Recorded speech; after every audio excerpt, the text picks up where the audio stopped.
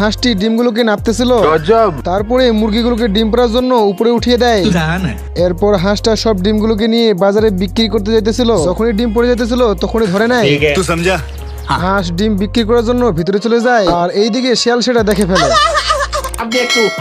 তখনই শিয়াল দৌড়ে মুরগির ঘরের দিকে চলে আসে। তারপরে গ্রিল মেশিন বের করে দেয়াল ফুটো করতে শুরু করে। মুরগিগুলো এইটা দেখে। হাঁস মুরগিদের চিল্লাচিল্লি আওয়াজ শুনে দৌড়ে ঘরের দিকে ছুটে আসে এবং ঘরের ভিতরে ঢুকে মুরগিদেরকে জিজ্ঞাসা করে।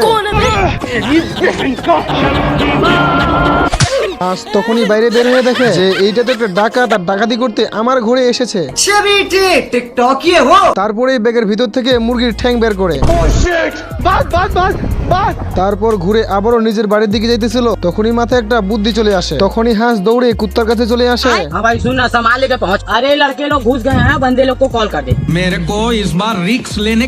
কিন্তু তখনই কুত্তা না করে দেয় এবং ঘরের ভিতরে ঢুকে যায়। তারপরেই দৌড়ে শুকুরের কাছে চলে আসে। কিন্তু শুকুর তো এইদিকে তার বাচ্চাদেরকে দুধ খাওয়াইতেছিল, যার জন্য সেও না করে দেয়।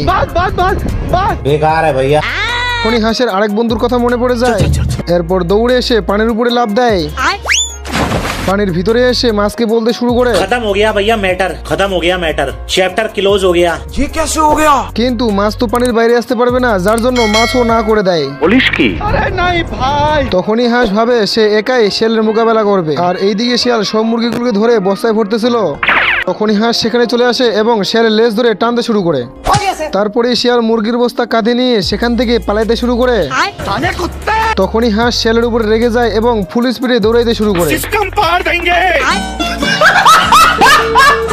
এইদিকে শিয়াল একটা মুরগিকে কাটতে যাইতেছিল, কিন্তু তখনই মুরগি ছুরিটাকে ধরে ফেলে। এরপর মুরগিটা সেখান থেকে পালিয়ে যায়। তখনই সেখানে হাঁস এসে ছুরিটাকে নিয়ে সেখান থেকে চলে যায়। এদিকে শিয়াল মুরগিকে ধরার জন্য মুরগির পিছনে দৌড়াইতেছিল এবং তখনই মুরগিকে ধরে ফেলে। তখনই হাঁস শিয়ালকে মারতে শুরু করে, কিন্তু শিয়াল হাঁসের ভয়ে সেখান থেকে পালাইতে শুরু করে।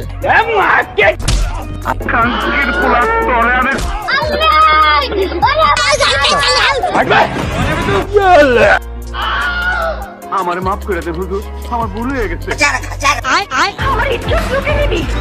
প্লিজ আমাকে ক্ষমা করে দাও প্লিজ। अब देख तू